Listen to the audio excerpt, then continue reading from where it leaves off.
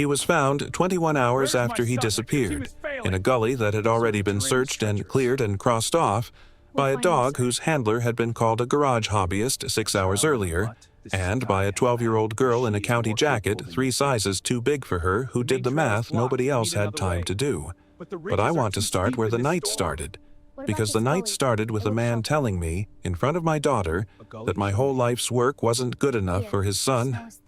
We were at the Trailhead Command Post in Hyalite Canyon, 15 minutes outside Bozeman, Montana, at 9 o'clock on a Tuesday night in October. A command post, if you've never seen a real one, is not what the movies show you. It is 2 pickup trucks parked nose to tail with their tailgates down, a folding table with a laptop and a radio log, 3 volunteers pulling gear out of truck beds by headlamp, and me, crouched next to a dog kennel doing the same pre-deployment check I have done several hundred times in my career. Pause, pads, harness, water, the specific unhurried ritual that keeps a handler's hand steady before he sends his dog into the dark. My daughter Sage was 12 years old, coiling a 50-foot length of rope by the tailgate, because coiling rope was a job that needed doing, and she is a person who has never once, in her life, stood around at a command post without finding a job that needed doing. A man came down out of a chartered helicopter that had landed in the trailhead lot 20 minutes earlier. Roger Callahan, 55, the founder of a satellite communications company you have probably used without knowing his name was attached to it, and the father of the missing 15-year-old we had all been activated to find. He had called in a private wilderness search contractor from Denver from the plane before he'd even landed in Montana. Thermal drones, a helicopter on standby, 2 trailing dogs, a fee my incident commander later estimated was larger than our entire county program's annual budget. He looked at the folding table. He looked at the trucks.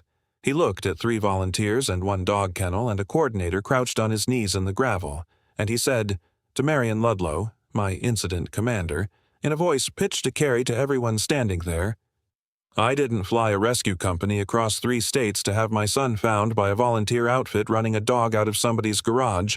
No offense, I just need this done right. I didn't say anything.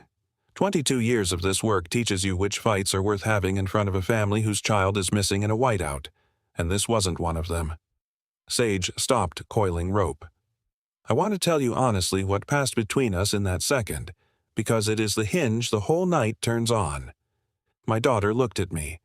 I looked back at her with the specific expression of a man who has decided, again, the way he decides it every time, that swallowing the insult is a smaller cost than a fight that would slow down the search for a kid freezing somewhere above us. She understood the calculation. She had watched me make it before. She went back to coiling the rope, and neither of us said a single word about it. And 21 hours later, a Callahan came off a mountain alive because of exactly the 2 things Roger Callahan had just insulted. A dog he'd called a garage hobby, and a daughter he hadn't noticed was standing there at all. That's the story. Let me give you how it actually happened. I should tell you who I am, because the whole night depends on understanding what 22 years in these mountains actually taught me and what it cost to learn it. My name is Nate Corrigan. I'm 44. I coordinate the K-9 search and rescue program for Gallatin County, Montana, which is a paid county position. Most search and rescue in America runs on volunteers, which is honorable work and does not pay a mortgage, but Gallatin County has the call volume and the terrain to justify a small full-time program, and I am lucky enough to be part of it. I grew up outside Bozeman, the son of a ranch supply store owner, and I spent my 20s as a wildland firefighter with the Forest Service. Seasonal, physical, exhausting work that I loved more than I have ever loved comfort.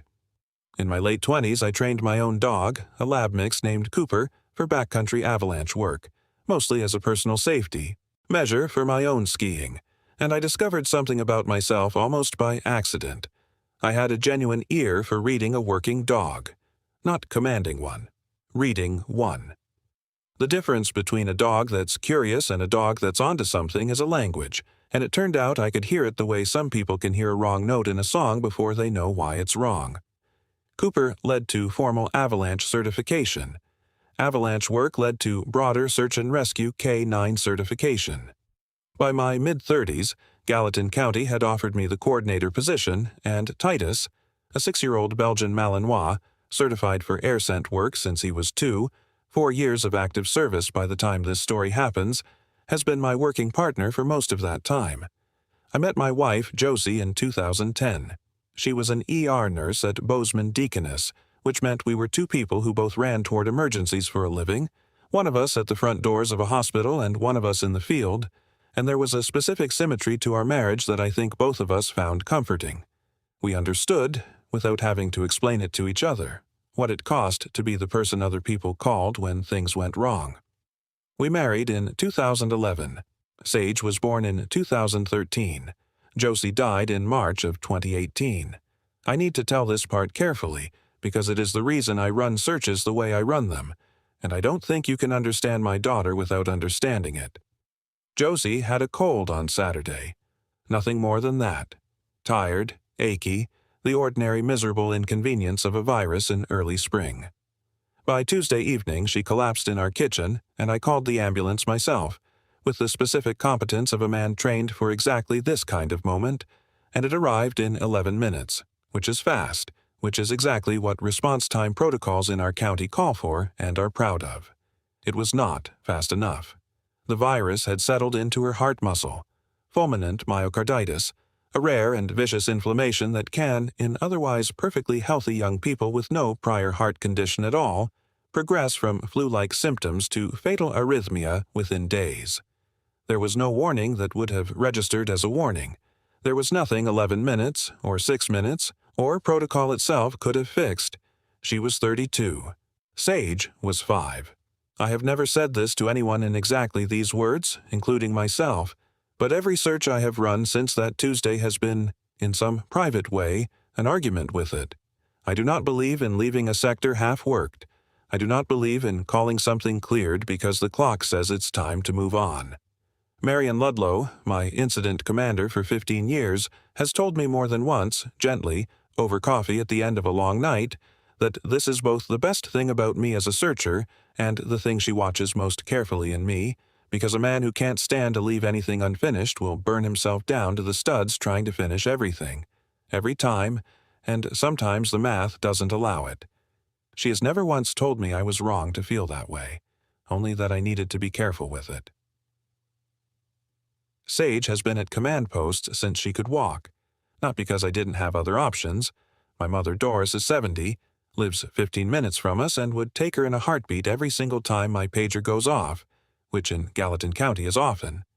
But Sage asked, from an early age, to come, and I made a judgment call somewhere around the time she turned 6 that a calm, useful kid at a command post staffed entirely by trained professionals doing serious work was safer for her and healthier for her than being shuffled off every time her father's job called him away in the middle of the night. She has watched Titus work for 6 years, not performing tricks, working, which is a completely different thing to witness. She has learned, from thousands of accumulated hours standing at truck tailgates and command tables, the specific transition in a working dog's body language between casual sniffing and genuine scent interest. She knows what handlers call a check, a partial pause, a head snap, 3 seconds of held interest that the dog doesn't commit to, from a full alert, which for Titus is a sit, a bark, and a complete change in his whole body that nobody who's seen it once ever mistakes for anything else again. She fills water bottles. She coils rope. She reads topographic maps for fun, the way other 12-year-olds read comic books, tracing drainage lines and elevation contours with her finger because I never once shooed her away from a map spread out on our kitchen table and told her it was too complicated. And because I explain what I'm doing rather than sending her out of the room, she has absorbed, without ever sitting in a classroom for it, a working layperson's understanding of mountain weather, specifically how cold air moves at night in terrain like ours, which is going to matter enormously in about 4,000 words. So I want you to remember that I taught her this on backcountry trips for no reason other than it was something we did together. She is 12. She is not a prodigy in the way people mean that word in stories. She is a kid who has spent 6 years standing quietly next to the smartest, most reliable presence in most rooms she's ever been in, and nobody, including me, for longer than I'm proud of, noticed that the smartest presence in the room was a Belgian Malinois, and that my daughter had been taking notes the entire time.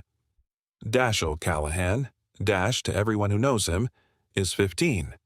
His family was renting a property outside Bozeman for what the Callahans call their offline week, a family tradition twice a year in which they disconnect entirely from devices, which strikes me as a genuinely thoughtful idea for a man who built his fortune on satellite communications, and which I have no intention of holding against him, because it has nothing to do with what happened next.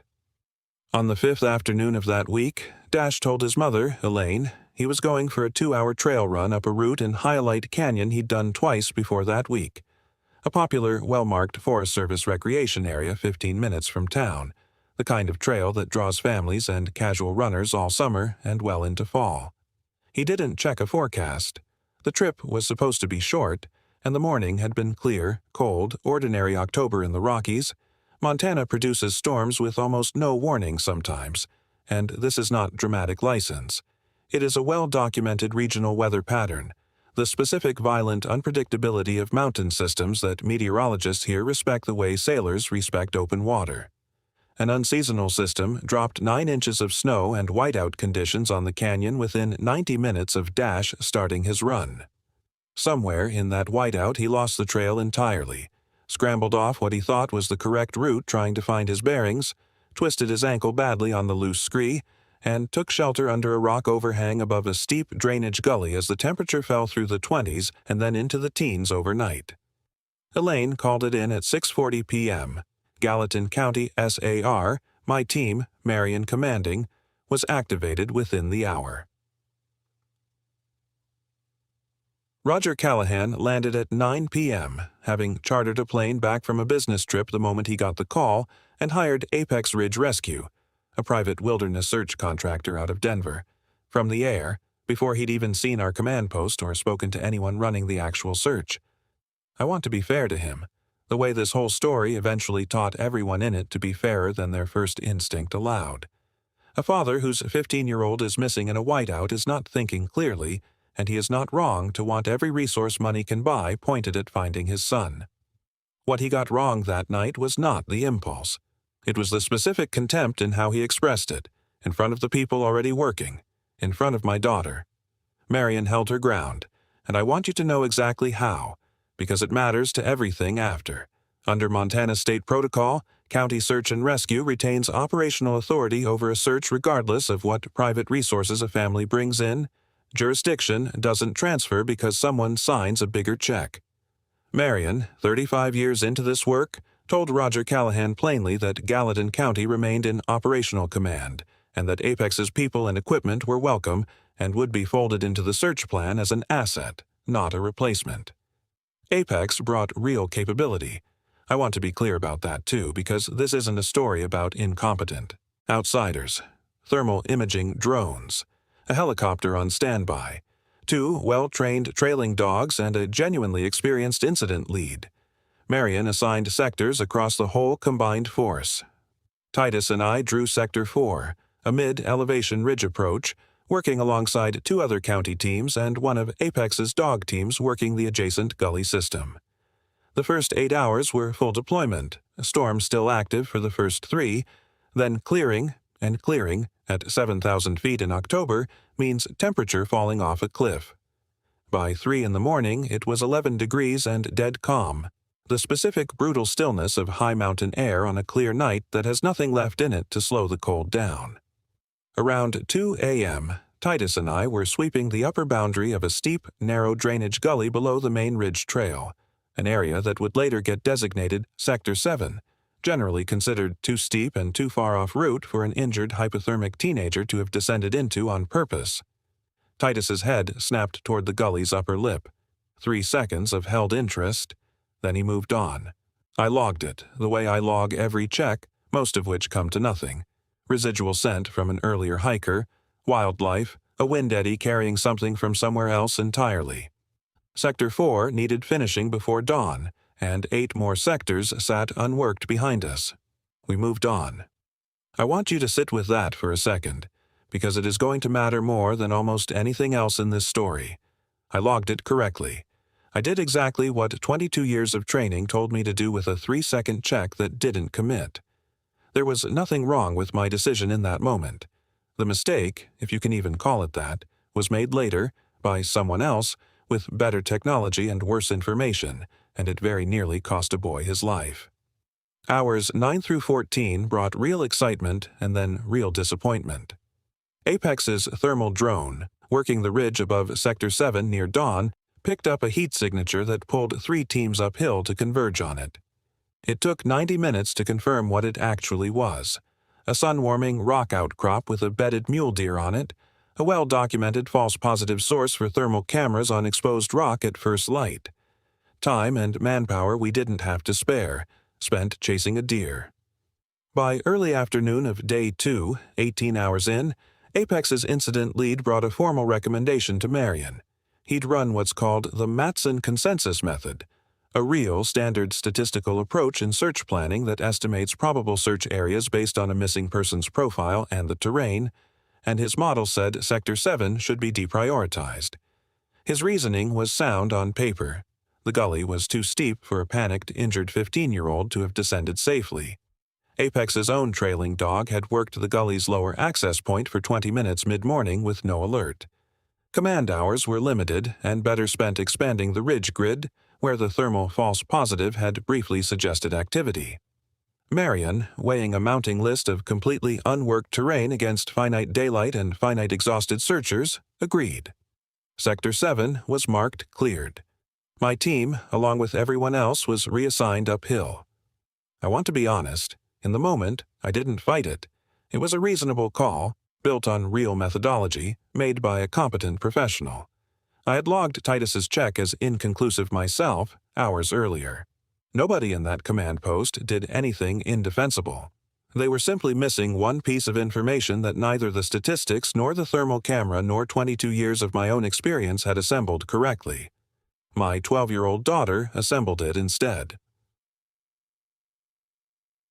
Sage had been at the command trailer for 18 hours by early afternoon of Day 2, running water, logging radio traffic for Marion, dozing in 20-minute stretches on a cot, tracking the entire operation the way she has tracked 100 smaller ones her whole life, by listening.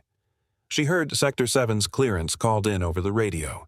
She told me later, in the truck, that 2 separate thoughts arrived first, and then came together, and I want to give them to you the way she gave them to me, because she laid it out like a field report, not a feeling. The first thought was about Titus.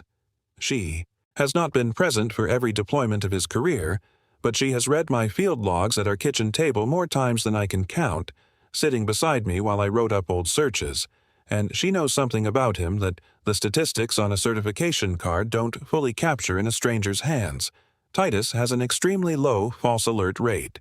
It is, in fact, the specific number that made his certification scores as strong as they are. The second thought was hers alone, built from years of me explaining the mountains to her on backcountry trips for no better reason than that it was something we did together.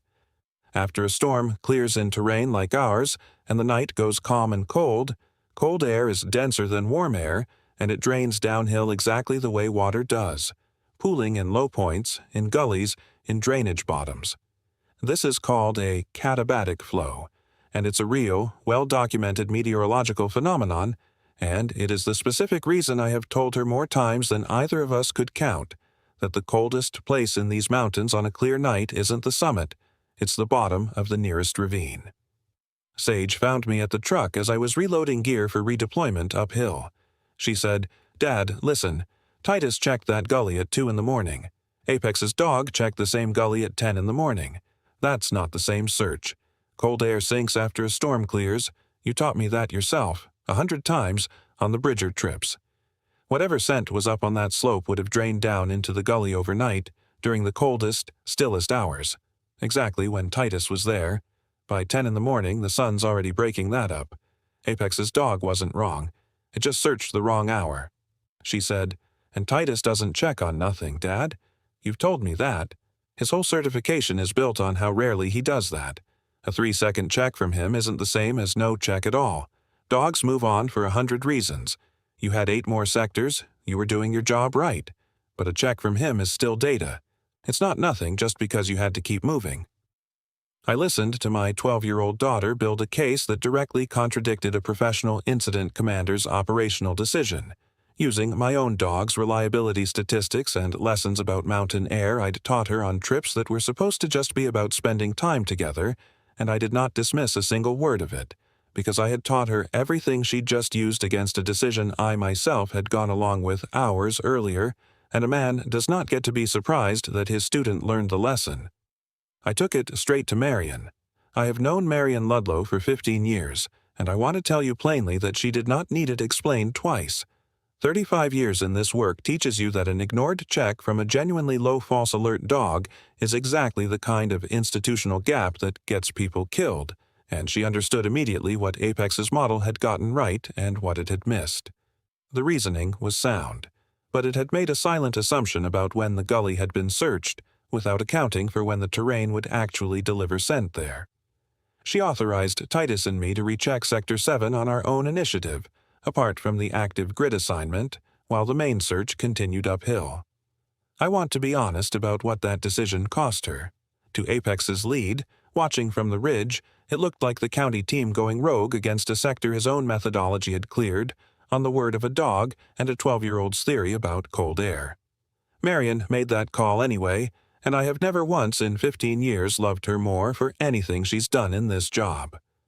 Titus and I descended into the gully at 3:40 p.m. on day 2. He worked it the way I have watched him work 100 gullies, low and methodical, and at 4:05 p.m. he committed. The full alert, the sit, the bark, the complete change through his whole body that Sage has watched from a truck bed her entire life and, until that afternoon, had never once seen from the other end of a search where a life actually hung on it. Callahan was under the rock overhang, hypothermic, dehydrated, his ankle badly swollen, alive. Roger Callahan was at the trailhead when the litter came out of the canyon. He didn't make a speech. He came. To me first, not Marion, not Apex's lead, and asked, in a voice with none of the certainty it had carried 9 p.m. the night before, the only question that mattered to him in that moment. I told him plainly, the county team found his son, off a check his own private contractor's methodology had explicitly deprioritized, from a dog he'd called a garage hobby 6 hours earlier, and that the person who actually put the pieces together was standing right there in a county SAR jacket 3 sizes too big for her, 12 years old, exhausted, still holding a radio log clipboard because nobody had told her to put it down. He looked at Sage for a long moment. He didn't say much right then. I don't think he had it in him yet. The real correction came days later, and it wasn't a plaque. Roger Callahan, once he'd sat with the actual cost gap between his 1-week Apex contract and Gallatin County SAR's entire annual operating budget, a comparison I don't think had occurred to him until his son was safely in a hospital bed and he had time to sit with numbers instead of fear, funded, through his company's foundation, a permanent upgrade to our K9 program, proper cold terrain scent behavior training, updated avalanche and hypothermia gear for every volunteer, and a standing endowment so we never again have to choose between finishing one grid and fully working every check a reliable dog gives us. He asked Sage at the hospital what the program should be called. She said it shouldn't have her name on it. She said it should be called the thing her dad had told her his whole career, the thing that had nothing to do with her and everything to do with the reason a boy was alive. You finish every check. It's called the Every Check Fund now. Dash asked to meet Titus properly once he'd recovered, not during a search, just an ordinary afternoon at our house. Sage taught him, that day and several after, the difference between a check and a commit, the way I once taught her, because in this family I've noticed, the direction knowledge moves has always been outward, never kept. Before you go, I want to ask you something. Has there ever been a moment when the thing everyone had already decided to dismiss, an ignored detail, an amateur opinion, a check nobody committed to, turned out to be the only thing that mattered? Sometimes the answer isn't more resources. It's finishing what you already started.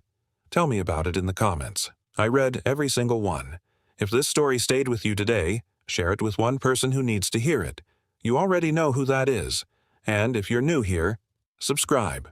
Every week, a story like this one. Real people, real decisions, the kind that stay with you.